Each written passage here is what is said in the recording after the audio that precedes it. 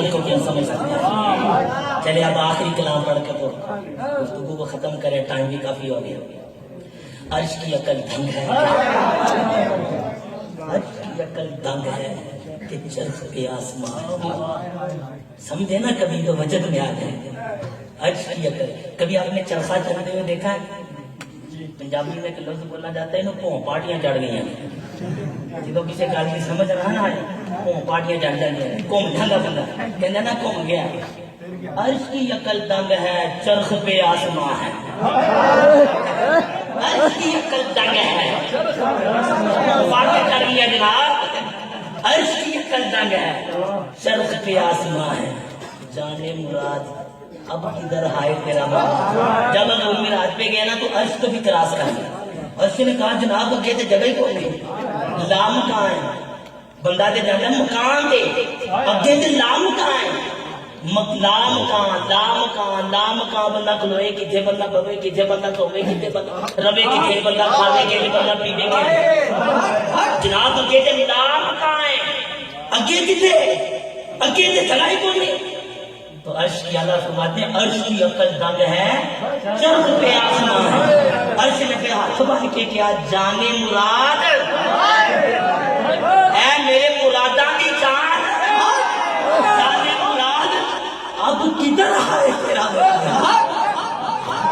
اگے جناب کتنے جگہ میں کوئی لابکا کے مقیم سر عرش کرتے رشید۔ یہ نبی ہے جن کا ہے وہ مقام، یہ نبی ہے جن کا ہے نہیں سمجھے، یہ نبی ہے جن کا ہے لام کہاں ہے ان کا مقام، یہ نبی ہے جن کا ہے بھائی لام کہاں ہے ان کا مقام۔ کیسی بات ہے یار، سمجھ نہیں آ سکتی، لام کہاں بھی بلا مقام ہوتا ہے، لام کہاں تو لام کہاں ہے۔ اعلیٰ فرماتے ہیں یہ نبی ہے جن کا ہے وہ مقام، وہ مقام، ارے وہ خدا ہے جس کا مقام، عرش کی عقل دنگ ہے کہ چرخ پہ آسمان، جانے مراد اب کدھر ہائے تیرا مقام ہے، جانے مراد اب کدھر ہائے تیرا مقام ہے، پیش نظر وہ لو بہار۔ اسی لیے حالات نے کہا جناب ایسے ہی سمجھ آ سکے، یہ کرنا سجدے میں ٹیک لیے لیکن کرنا نہیں، اللہ کا حکم ہے پیش نظر وہ لو بہار، سجدے کو دل ہے بے قرار، پھر فرماتے ہیں روکیے سر کو روکیے، دل کو نہیں روکنا کبھی، حکم سر پہ لگتا ہے، سجدے کو دل ہے، اور دل کا سجدے کے لیے بے قرار ہونا یہ صحابہ نے بھی سکھایا، صحابہ کا دل بے قرار ہوا تھا ہم کرتے نہیں ہیں،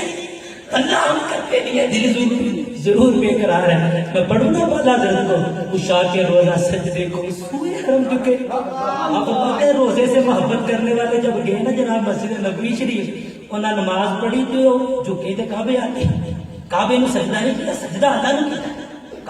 کعبے کی طرف سجدہ کرتے ہیں۔ فرماتے ہیں شاہ کے روزہ سجدے کو سوئے حرم جھکے، وہ ظاہر نماز پڑھنے کی سجدہ تو مستحسی منہ کر کے کیا کتنے کی طرف، لیکن روزے سے عشق تھا، محبت تھی، اس شاہ کے روزہ سجدے کو سوئے حرم جھکے، اللہ جانتا ہے کہ نیت کی اللہ جانتا ہے کہ